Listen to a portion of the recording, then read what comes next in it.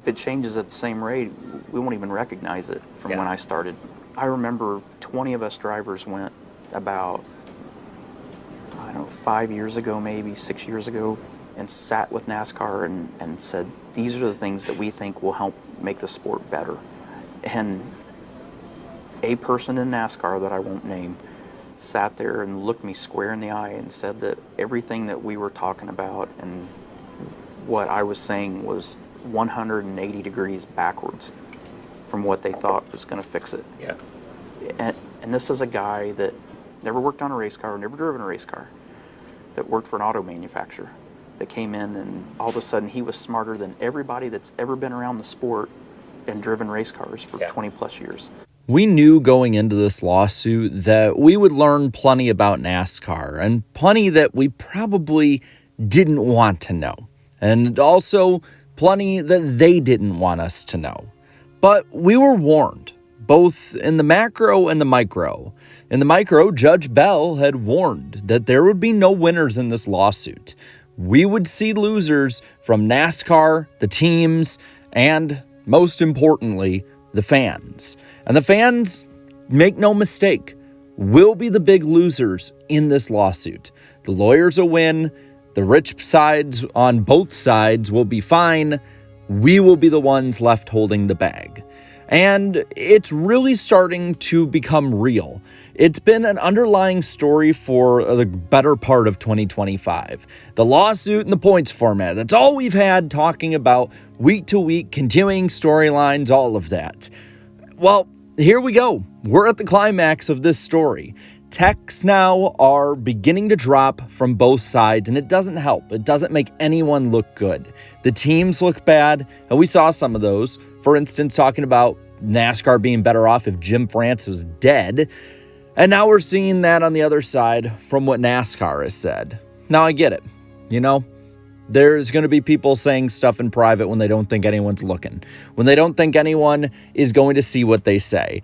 I guarantee we've said abhorrent things. I know I have before about people, and a lot of times I don't even mean what I say. I'm just pissed in the moment, and it's easy to text it to somebody. That's human. But when you're leading a sport, when you're a huge entity in a sport, you get held to a higher standard. And when those ugly warts come out into the sunlight, we're going to be critical. 2311, for instance, shown to be in a profit. They are. And it's different from a lot of what they've talked about so far. Doesn't make them look good in any way. On top of that, you have to look at, again, what they had said about Jim France, what the team owners have said about other team owners like Jeff Dickerson and how he's talked to those in NASCAR and about others in NASCAR. The Richard Childress slander. I know there's plenty that we can criticize Richard Childress on, but the disrespect from those in the industry towards him, people that should know who he is, the NASCAR family, as we are so often told they are, I think they should hold to a higher standard about that than fans. Fans, it's short for fanatic, and we can be fanatically stupid at times, and it's happened.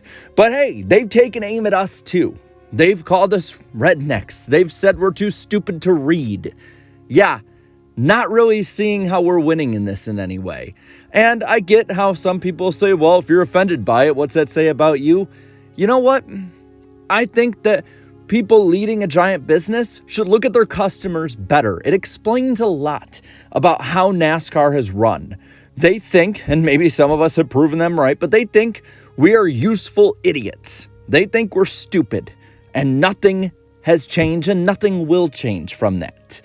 The NASCAR leadership that we see is anything but leadership. The Steves, for instance.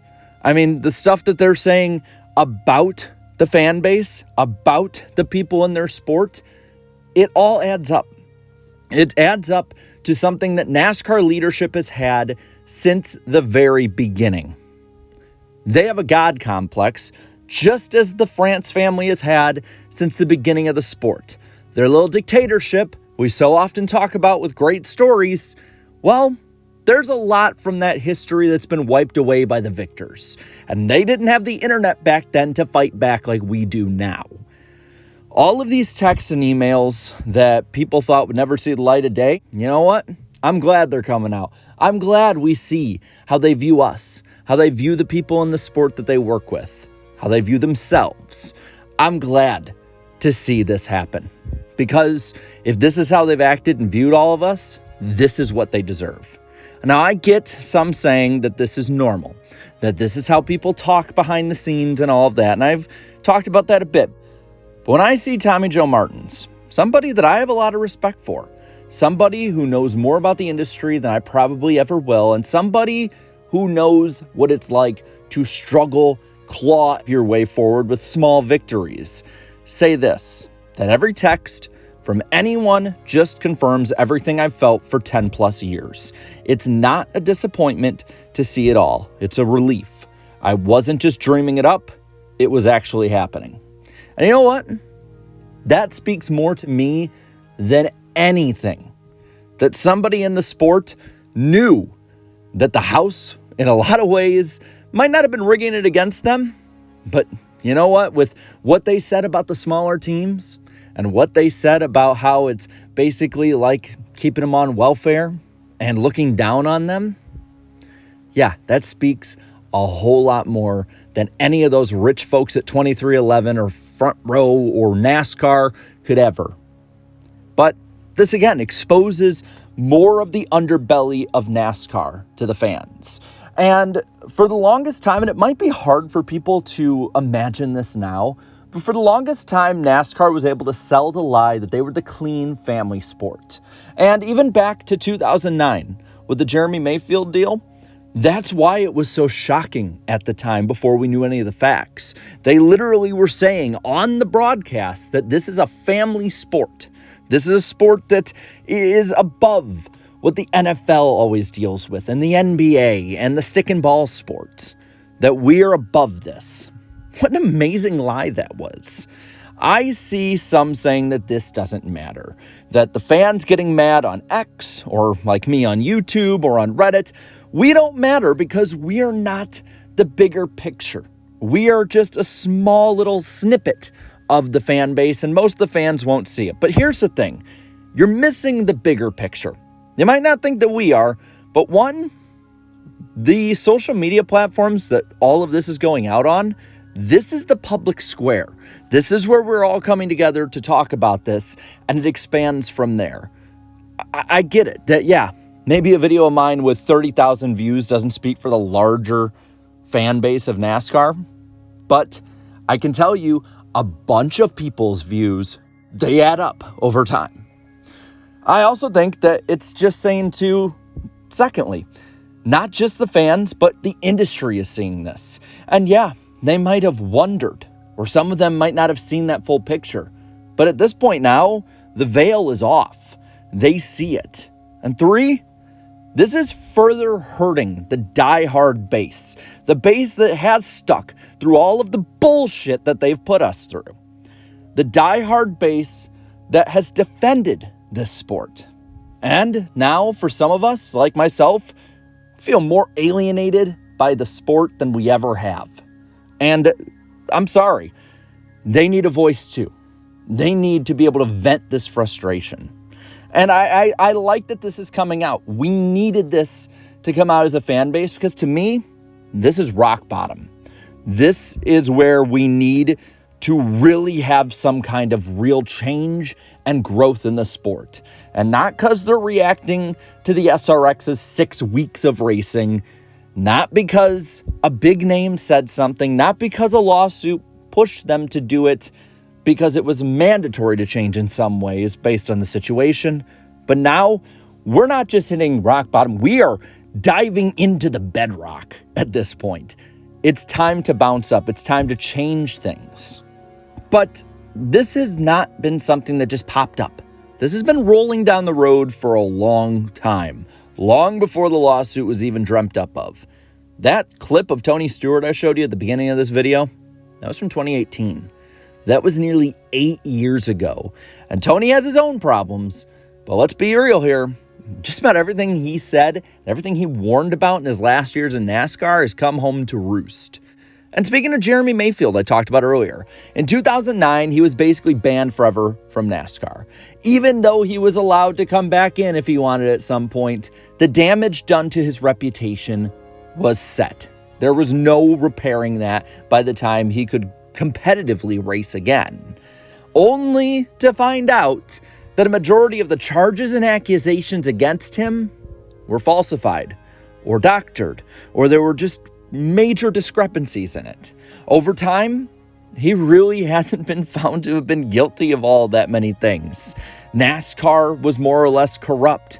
They made a mockery and a statement out of him. And yes, I know that there was stuff outside of NASCAR that could have further pushed the case that they had. But when you look back at him talking on Dale Jr. Download, it seems like a lot of that stuff was connected to the France family a little bit. Just saying, NASCAR has plenty of influence when it comes to North Carolina, and had even more back then. Corruption is impossible to ignore. It's been going on forever, but it's been easy to ignore. But look back, it's not just Brian France or Jim France. It's Bill France. It's Bill France Jr. From Mayfield to Tim Richmond, basically being proven to have been screwed out of the last bit of his career that he could really have, based on purposefully failed and doctored drug tests against him. Look to Talladega in 1969, where they just ripped up the rule book at a whim. Look at the very beginning. Lee Petty lost a championship because the Frances were too overbearing with their rules, that you couldn't race any series but NASCAR. And now you look at the way the Steves are talking about how the drivers and teams need to have loyalty to the sport and they need to put a knife in another series, and you realize that nothing since the late 40s has really changed in how this sport is run. It is a God complex, and with that, they view themselves above what any contributions have been done to the sport by anyone else. Look at all of the slander and all of the bad mouthing at Richard Childress. Richard Childress, again, you can disagree with a lot of things. You can have a lot of things you can say against him, but you cannot deny that Richard Childress helped build NASCAR to what it is today. The money they make today is in large part off the back of Richard Childress and Dale Earnhardt. Now, how does this all come together, though? How does this all matter? Is it just me bitching to bitch? Maybe. But for any diehards, and a ton of those that are paying attention, the leadership looks worse and worse. Brian France was enabled by the previous regime before him, and those he put in place are still here making a mess today. And the teams, they're not innocent either. They have had their own problems, like we've pointed out. But the worst part is twofold here. This is only going to get worse as the lawsuit progresses, and then, as the internet always does, in a few weeks after, we're not even going to really talk about it. It's just going to simmer under the surface again, waiting for the next flare-up. I hope I'm wrong, and I hope major changes are made, but at this point, it's hard to ignore, and at this point, I had to say a little something, because all of this connects in a lot of ways for me. And you see the reaction that older drivers and industry members are having to this, and it's damning. It's really damning. I just hope the fans don't lose too much in this. So thank you guys so much for watching and listening, and have a great day. Later.